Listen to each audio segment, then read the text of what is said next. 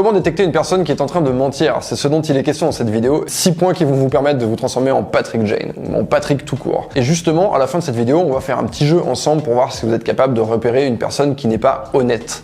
On va commencer tout de suite avec le premier point qui est les gestes parasites et en particulier les gestes parasites autour du visage. Vous le savez peut-être déjà ou vous l'avez peut-être remarqué, mais une personne qui est en état de stress va avoir des gestes parasites. Ces gestes, ils nous servent à réguler le stress. Donc on va avoir quelqu'un qui va se gratter, qui va trifouiller quelque chose. Maintenant, dans le cas du mensonge, on est dans une situation de stress. Mais la chose intéressante, c'est de voir que ces gestes parasites se situent souvent au niveau du visage. C'est-à-dire qu'on va voir les mains de la personne qui est en train de mentir, qui vont venir se balader par là, près de la bouche, devant la bouche, on va se gratter le nez, on va s'attraper l'oreille, on va se gratter le cou, ou alors la main comme ça. D'ailleurs, dans les mangas, vous voyez toujours un mec qui est un petit peu qui est stressé, qui va avoir cette position-là.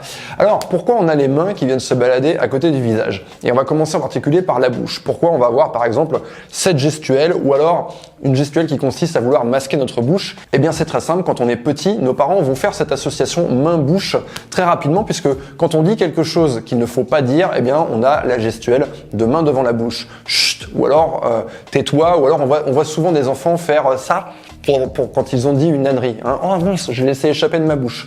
Donc, on va associer naturellement cette gestuelle main-bouche à quelque chose qu'il ne faut pas dire. Et un mensonge, c'est une chose qu'il ne faut pas dire.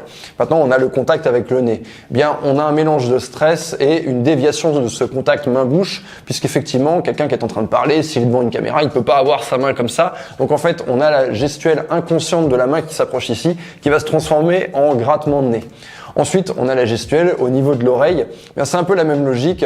Les enfants, quand ils ne veulent pas entendre quelque chose, ils vont se cacher les oreilles comme ça. Eh bien, c'est pareil, un adulte, eh bien, il peut pas faire ce geste consciemment. Il se rend bien compte qu'il y a un problème s'il se met à se cacher les oreilles comme ça en société. Donc, ce qu'il va faire, c'est qu'il va transformer ce geste en attrapage d'oreilles. Ce qu'on va surtout chercher à remarquer, c'est les différences. Différence entre un état où la personne dit la vérité et avec un état où la personne est en train de raconter un bobard. Et il y a un exemple tout à fait parlant, on le connaît tous, c'est celui de Bill Clinton.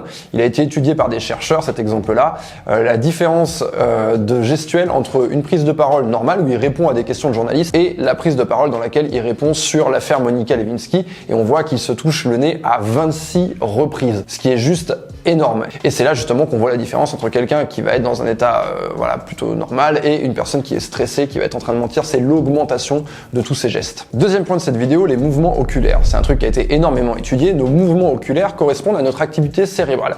Alors quand une personne va regarder dans cette direction, donc moi c'est ma gauche, et la gauche vers le haut, je suis en train de me rappeler quelque chose. C'est une image remémorée. Et quand mes yeux vont aller dans cette direction, donc pour ma droite, et donc votre gauche, eh bien c'est une image construite. Donc ne vous trompez pas avec gauche-droite, parce que forcément, pour moi, la gauche et la droite, pour vous, c'est inversé. Donc par là, c'est du remémoré et par là, c'est du construit. Faites le test. Prochaine personne que vous croisez, demandez-lui qu'est-ce que tu as mangé à ton dernier repas et regardez dans quelle direction vont aller ses yeux. Petite précision, mais qui a son importance, dans le cadre des personnes qui sont gauchères, c'est complètement inversé. Donc il faut savoir au préalable si cette personne est droitière ou gauchère. Troisième point de cette vidéo, toujours autour des yeux, c'est le clignement des yeux. Une personne lambda, elle va cligner des yeux 5 à 6 fois par minute. Ça fait un clignement toutes les 10 secondes. Une personne qui est en état de stress, elle va avoir tendance à cligner de manière plus fréquente et vous allez voir des successions de clignements. Donc une personne qui vous parle et qui va faire ce genre de choses. Donc demain, si vous vous retrouvez face à quelqu'un qui vous regarde fixement et qui ne cligne pas des yeux, ça veut dire une chose, ça veut dire que cette personne, elle est en train de contrôler volontairement tout ce qui se passe au niveau de ses yeux. Elle contrôle son regard, elle vous fixe droit dans les yeux et elle s'empêche de cligner. Vous pouvez donc vous dire que cette personne, elle est peut-être en train d'exercer un contrôle pour masquer ses véritables émotions. Le quatrième point qu'on va observer pour détecter un menteur, ça va être lié à la bouche. Vous l'avez tous expérimenté, quand on se retrouve dans une situation de stress, on a une diminution de notre salive. Donc quand vous prenez la parole en public, quand vous êtes face à une personne qui vous attire physiquement, et quand vous êtes en train de mentir, vous allez sentir moins de salive dans votre bouche. C'est très désagréable. Conséquence de quoi ?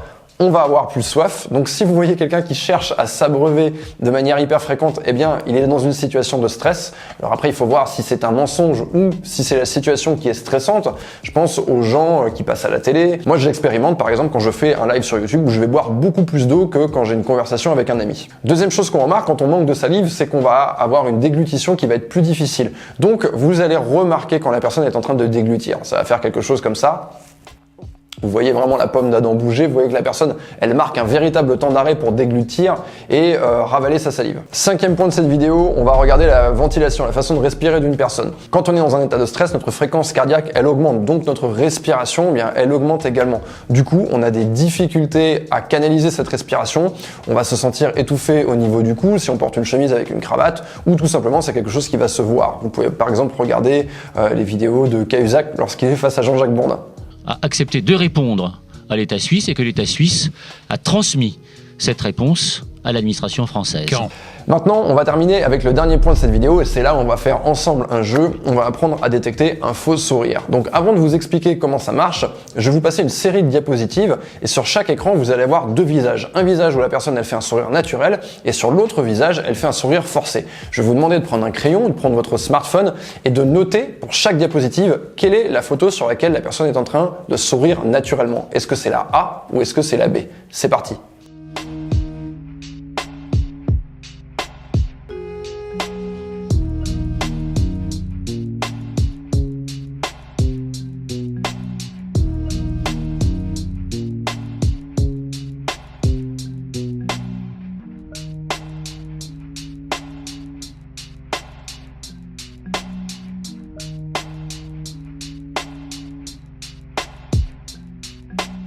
C'est parti, on va regarder ensemble les résultats du jeu, on va voir si vous avez un don naturel pour détecter les personnes qui font un faux sourire et donc qui sont en train de vous mentir et de vous montrer une fausse émotion.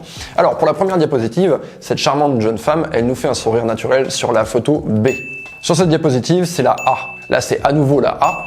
Maintenant, ça va être sur la photo B, toujours sur la photo B pour ce monsieur. Là, on est encore une fois sur la photo B.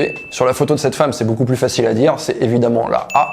Et enfin, sur cette photo, c'était la B. Explication maintenant. En fait, quand on fait un véritable sourire, on va mobiliser à la fois le bas du visage et le haut du visage. C'est-à-dire que vous allez remarquer une tension autour des yeux, notamment les yeux vont se plisser davantage, vous allez voir des petites rides d'expression qui vont apparaître.